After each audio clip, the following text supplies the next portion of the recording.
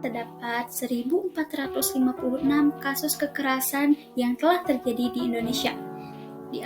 Assalamualaikum teman-teman, perkenalkan nama saya Sabila Hamidah dari Prodi Psikologi Universitas Muhammadiyah Bandung. Hadirnya saya di sini untuk mengedukasi teman-teman semua terkait kekerasan seksual sebagai perilaku menyimpang, juga sebagai salah satu syarat memenuhi ujian akhir semester sosiologi yang diampu oleh Bu Trikwari Handayani. Selamat menyaksikan.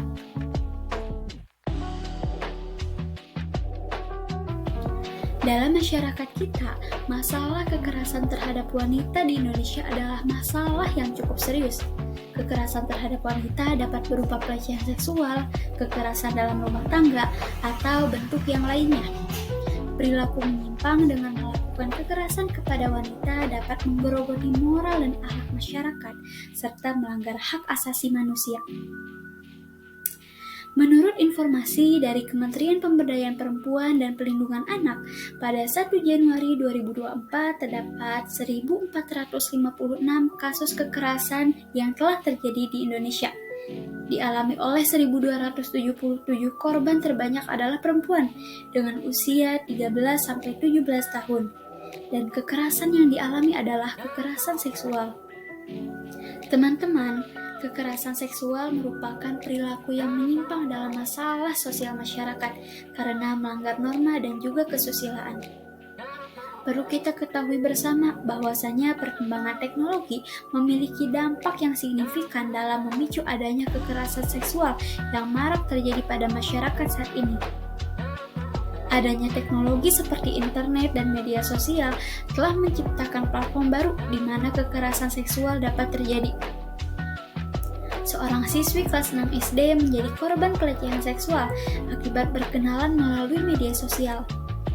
Media sosial menjadi sangat miris ketika angka penyimpangan sosial memuncak yang diawali dengan komunikasi melalui media massa. Nah, jika telah seperti ini, maka siapa yang harus disalahkan? Tidak ada subjek yang kita tunjuk untuk disalahkan, tetapi ini menjadi kesadaran dan kebijakan kita bersama. Teman-teman, dalam memahami penyimpangan kekerasan seksual, kita dapat menganalisisnya dengan 3 teori utama dalam sosiologi. Yang pertama, ada teori interaksionisme simbolik. Nah, pemahaman perilaku manusia melalui interaksi sosial dan makna-makna yang dikonstruksi secara simbolik menurut teori interaksionisme simbolik. Nah, dalam konteks penyimpangan seksual, teori ini menganggap bahwa perilaku seksual menjadi penyimpangan atau tidak bergantung pada reaksi atau label yang diberikan oleh masyarakat terhadap perilaku tersebut. Yang kedua adalah teori fungsionalisme yang dipelopori oleh Emil Durkheim. Melihat penyimpangan seksual sebagai sesuatu yang berfungsi untuk melihat batas-batas, norma, dan mendorong solidaritas atau perubahan dalam masyarakat. Menurut pandangan fungsionalis, penyimpangan dapat membantu masyarakat dalam memperjelas norma-norma serta menegaskan kembali nilai-nilai sosial melalui hukuman terhadap pelaku penyimpangan. Dan yang ketiga adalah teori konflik. Teori konflik yaitu struktur sosial yang didominasi oleh relasi kekuasaan dan perjuangan antara berbagai kelas sosial akan menyebabkan berbagai bentuk penyimpangan termasuk penyimpangan seksual. Nah, teori ini menekankan bagaimana ketidaksetaraan ekonomi dan kekuasaan dalam masyarakat dapat memberikan tekanan pada individu atau kelompok tertentu, serta menimbulkan perilaku menyimpang sebagai bentuk perlawanan atau upaya untuk mempertahankan atau mengubah struktur sosial yang ada. Ilmu sosiologi hadir membantu dalam menjelaskan dan memahami penyimpangan sosial. Melalui pendekatan sosiologis, kita dapat memahami apa yang mempengaruhi terjadinya penyimpangan sosial.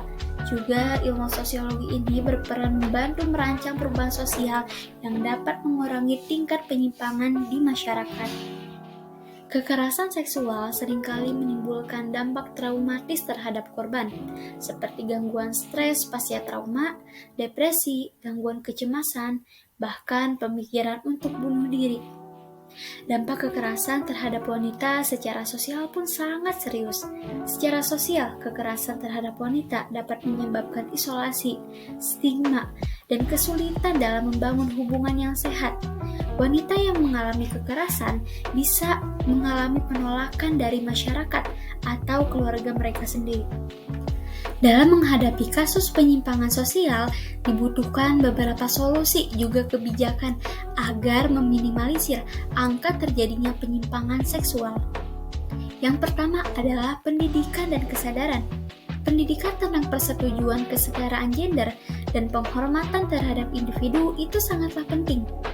Nah, kampanye kesadaran publik juga dapat membantu mengubah sikap dan perilaku terkait kekerasan seksual. Yang kedua adalah penegakan hukum. Penting untuk memastikan bahwa hukum yang melindungi korban kekerasan seksual ditegakkan dengan sangat tegas. Sistem hukum harus memberikan pelindungan yang cukup bagi korban dan menindak pelaku kekerasan seksual. Dan yang ketiga adalah dukungan bagi korban. Membangun sistem dukungan bagi korban kekerasan seksual seperti pusat krisis, konseling, dan layanan medis yang sensitif gender sangatlah penting untuk membantu korban dalam proses pemulihan. Wanita seringkali dianggap lemah oleh pemahaman yang kolot. Nah, di era globalisasi ini, kita sebagai wanita harus bijak dalam menghadapi arus perkembangan zaman. Wanita penting untuk meningkatkan kesadaran akan lingkungan sekitar dan situasi yang berpotensi berbahaya, mengenali tanda-tanda bahaya, dan mengikuti naluri untuk menghindari situasi beresiko. Kemudian, memiliki pengetahuan tentang keterampilan pertahanan diri dapat membantu wanita merasa lebih percaya diri dan mampu melindungi diri dalam situasi yang berpotensi berbahaya. Nah, penting juga nih untuk wanita memiliki jaringan dukungan yang kuat seperti teman-teman, keluarga, atau organisasi yang memberikan bantuan dan dukungan dalam situasi yang sulit. Jika teman-teman pernah mengalami kekerasan seksual, penting untuk segera melaporkannya kepada pihak berwenang dan mencari bantuan medis serta dukungan emosional. Kita semua memiliki peran dalam mencegah dan mengatasi kekerasan seksual. Maka dari itu, mari bersama-sama menciptakan lingkungan yang aman dan mendukung bagi semua orang.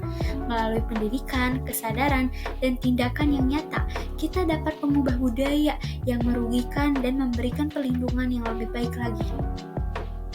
Maka dari itu, mari kita bersatu melawan kekerasan seksual dan membangun masyarakat yang adil dan aman untuk semua. Baik teman-teman, sekian konten edukasi mengenai kekerasan seksual. Semoga menambah pemahaman yang bermanfaat dan ilmu baru bagi teman-teman semua. Terima kasih. See you. Assalamualaikum warahmatullahi wabarakatuh.